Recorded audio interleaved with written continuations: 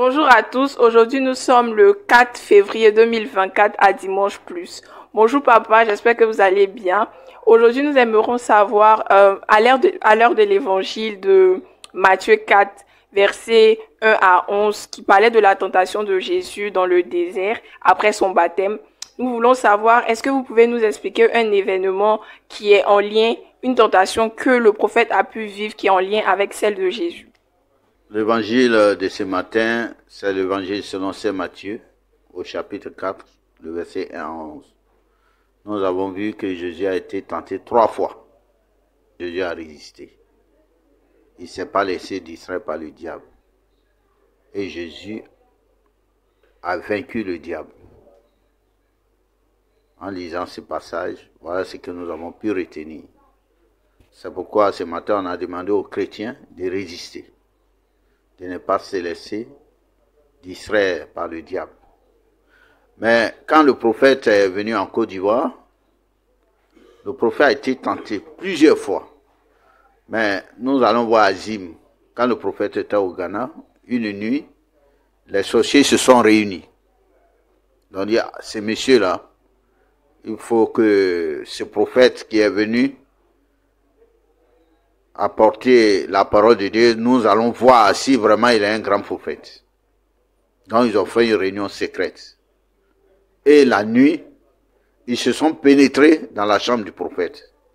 Et quand ils se sont pénétrés, le prophète était suspendu.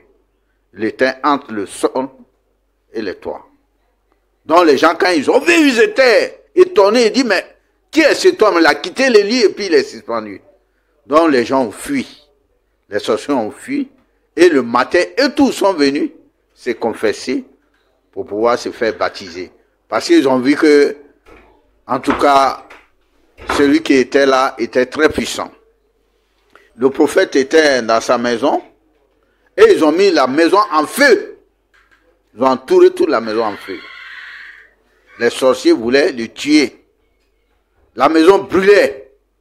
Les gens étaient étonnés et le prophète est sorti avec ses attributs sans même être brûlé. Donc le prophète s'est sorti. Jonawi, son successeur, il a été tenté aussi. Un jour, Jonawi est parti à Lokwa. Il y a un monsieur qui s'appelle Yoku. C'est un grand sorcier.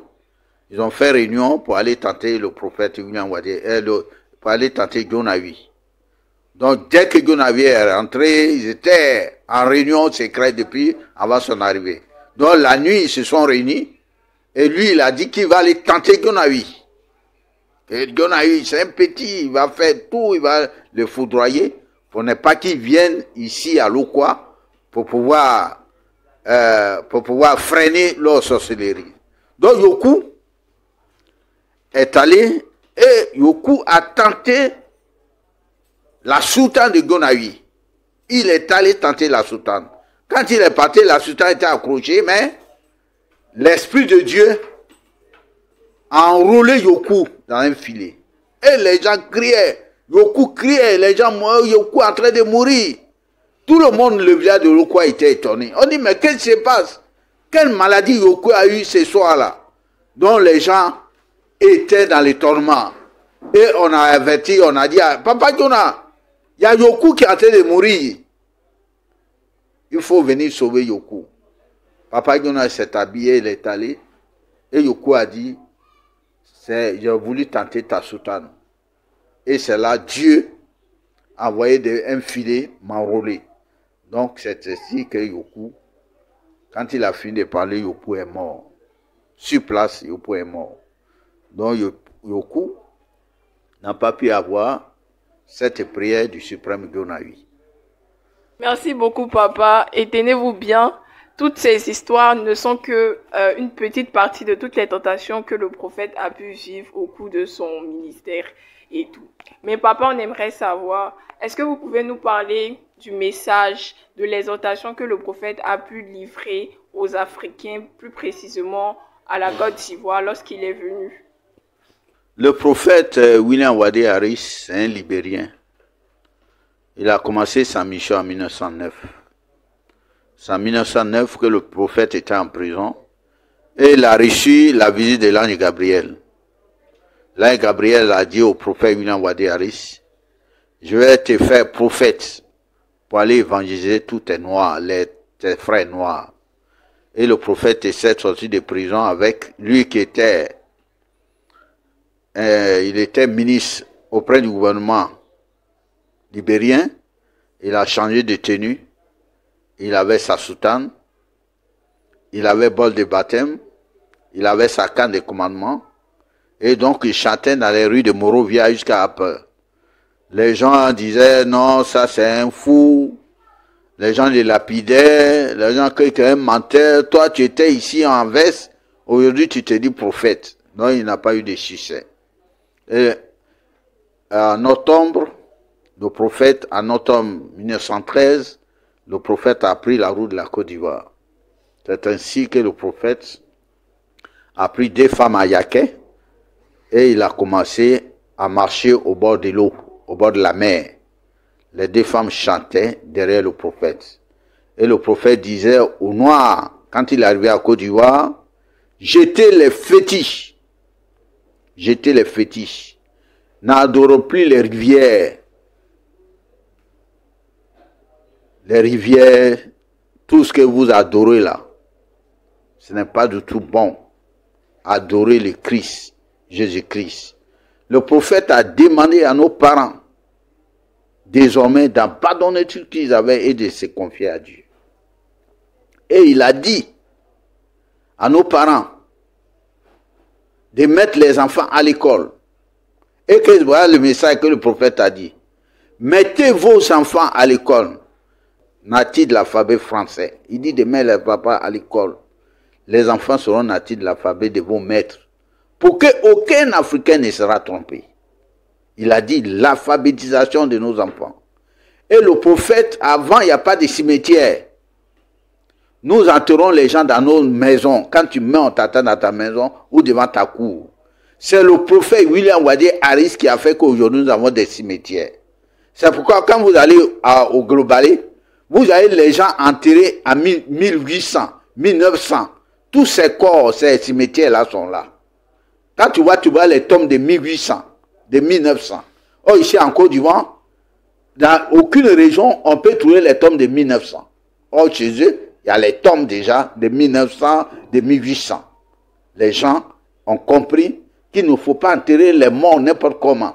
C'est le prophète qui est venu dire à nos parents d'avoir des cimetières. C'est pourquoi nous avons des cimetières aujourd'hui.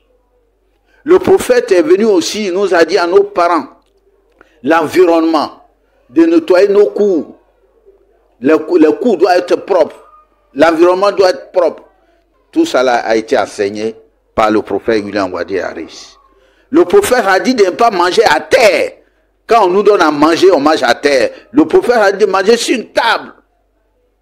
Même si on veut manger à la main, de laver nos mains et de manger sur une table. Aujourd'hui, nous mangeons à table. C'est grâce au prophète William Wade Harris. Le prophète a dit à nous les Africains de prier. De prier Dieu de Jésus-Christ. Si nous prions Dieu un jour, nous serons même pied d'égalité avec les Blancs. Et c'est pourquoi il nous a dit de persévérer dans la prière. Si nous persévérons dans la prière, nous serons libérés au plan économique, au plan politique, au plan culturel. Car c'est la prière qui peut nous sauver.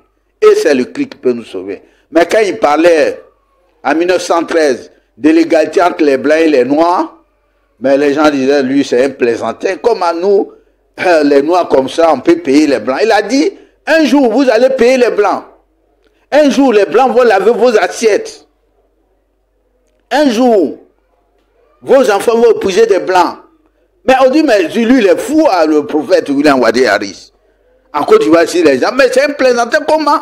Nous on n'a même pas assez aux Blancs. Et puis lui il parle que les Blancs, les Blancs, on va se marier avec les Blancs, on va payer les Blancs. Où on va passer pour payer les Blancs? Il a dit ici, l'enseignement que j'ai envoyé, que l'église que je suis venu fonder, c'est l'église que Dieu m'a donné pour vous les Noirs. Si vous pratiquez cette église-là, vous allez voir la réalité. Et c'est pourquoi en Côte d'Ivoire, Aujourd'hui, vous avez le bonheur de la Côte d'Ivoire. La Côte d'Ivoire est plus développée que les autres pays de l'Afrique de l'Ouest. C'est grâce à l'église que le prophète William Wadé a fondé. Ce n'est pas la Côte d'Ivoire. On peut avoir Côte d'Ivoire, le Libéria, le Ghana, le Togo. C'est les mêmes pays. On a le même climat. Mais pourquoi ici il y a à manger? Parce que le prophète a dit, il met ça tous les jours quand il baptise les gens. Il met tout son bol de baptême. L'eau est remplie et il verse sur l'eau. Il a dit, c'est ici que viendront manger les étrangers.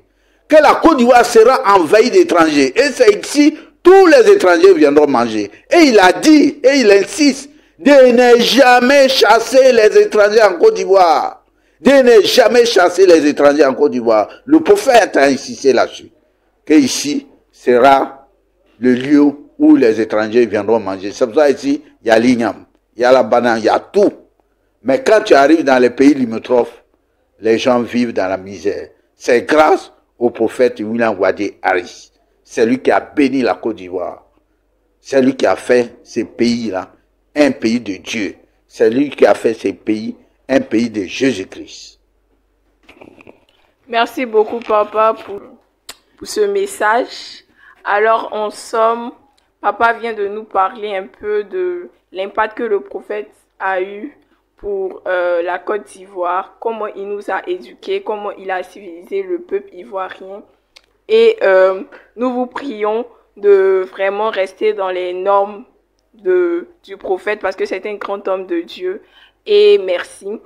Restez connectés, restez branchés et surtout n'oubliez pas de méditer. Que la paix du Seigneur soit avec vous. Merci.